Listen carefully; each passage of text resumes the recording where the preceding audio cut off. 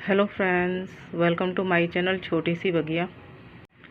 जैसा कि आप देख रहे हैं मेरे सामने एलेंथ्रा प्लांट रखा हुआ है, जिसे ऑल्टरनेंथ्रा और सतरंगी के नाम से भी जानते हैं। तो आज हम इसको कटिंग से लगाने के बारे में बात करेंगे और कटिंग से लगाते समय हमें किन किन बातों का ध्यान रखना चाहिए जिससे कि हमारा प्लांट हरा भरा और हेल्दी रहे। इस प्लांट को हम कटिंग से स्प्रिंग से लेकर नवंबर तक लगा सकते हैं। नवंबर में अगर आप लगाते हैं तो इसे नवंबर के स्टार्टिंग में ही लगाएं, जिससे कि इसमें रूट फॉर्मेशन कंप्लीट हो सके और हमारा प्लांट तैयार हो सके। ये एक ऐसा प्लांट है जो कटिंग से बहुत इजीली लग जाता है और बहुत ही कम समय में लग जाता है। बस इसके लिए हमें ध्यान रखना होता है कि जब हम इसे कटिंग से लगाएं, टेम्परेचर हाई नहीं होना चाहिए, थोड़ा सा डाउन होना चाहिए। अगर हमें 5 से 7 दिन के लिए भी डाउन टेम्परेचर मिल जाता है तो ये कटिंग से बहुत जल्दी लग जाता है। स्प्रिंग सीजन में तो ये प्लांट बहुत ही इजीली लग जाता है क्योंकि उस समय टेम्परेचर डाउन होता है। रेनी सीजन में अगर प्रॉपर रेन होती है तो ये उस सीज़न में भी आसानी से लग जाएगा, क्योंकि 2-4 दिन की रेन भी काफ़ी है इसको कटिंग से लगने के लिए। अक्टूबर नवंबर इन 2 महीनों में भी ये इजीली लग जाएगा क्योंकि उसमें भी टेम्परेचर हमें डाउन मिल जाता है।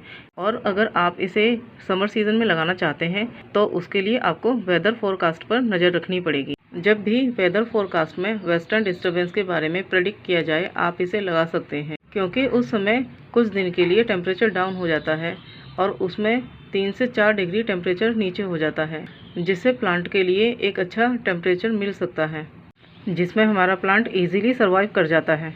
चलिए अब इसे कटिंग से लगाते हैं। कटिंग से लगाने के लिए हमें इसकी 2 ओल्ड ब्रांचेस लेनी होगी और उन ब्रांचेस को 1.5 से 2 इंच के टुकड़ों में इसको डिवाइड करना होगा। तो चलिए वो ब्रांचेस लेते हैं।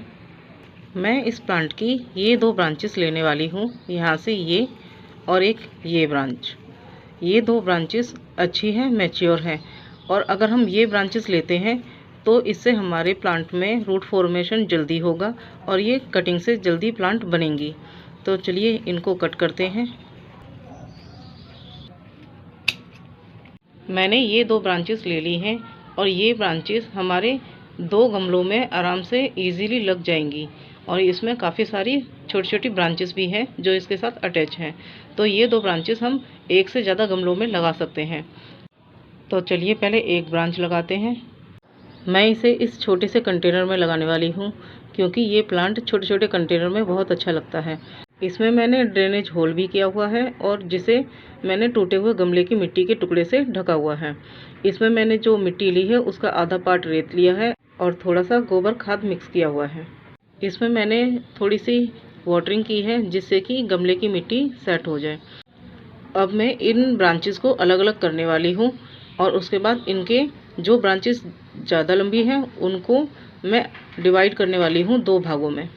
और जब हम डिवाइड करेंगे तो ध्यान रखना है कि एक नोड वाला हिस्सा हमारे पास नीचे होना चाहिए और उससे 1 से 2 नोड वाले हिस्से हमारे ब्रांच में ऊपर होना चाहिए, जिससे कि एक नोड वाला हिस्सा हम मिट्टी में दबा सकें 1 से 1.5 इंच, जिससे कि हमारे प्लांट में रूट फॉर्मेशन जल्दी से हो सके।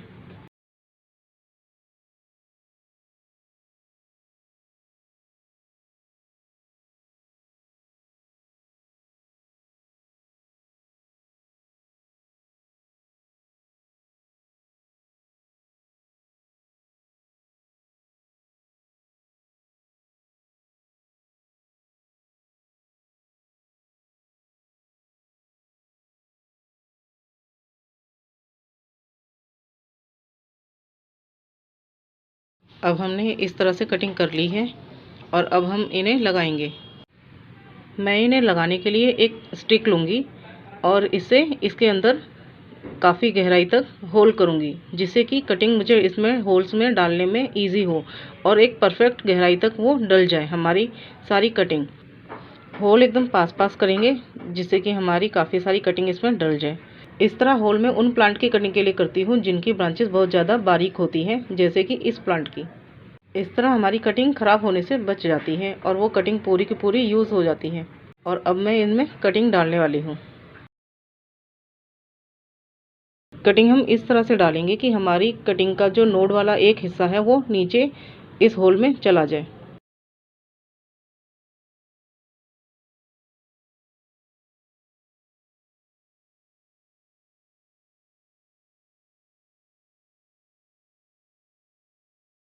इस तरह मैंने होल इसमें इतने पास पास किए हैं कि मेरी दोनों कटिंग ही यूज़ हो चुकी है उसमें, और मैंने दोनों कटिंग ही वो लगा ली है जो 2 ब्रांचेस मैंने कट की थी। अब इसमें हम वाटरिंग करेंगे अच्छे से। इसमें आप जब भी वाटरिंग करें तो हमें सिर्फ हल्का हल्का मॉइस्चर ही बना के रखना है, ओवर वाटरिंग नहीं करनी है। इसमें इतना पानी नहीं डालना है कि मिट्टी बिल्कुल गीली हो जाए और लूज़ हो जाए वो गीली होने से। अगर ओवर वाटरिंग करेंगे और उससे मिट्टी गीली रहेगी तो इसमें फंगस लग जाएगा, जिससे हमारी कटिंग से प्लांट नहीं बन पाएगा और वो सारी कटिंग गल जाएंगी, ख़राब हो जाएंगी। तो इस प्लांट को इतना ज़्यादा पानी नहीं चाहिए होता है।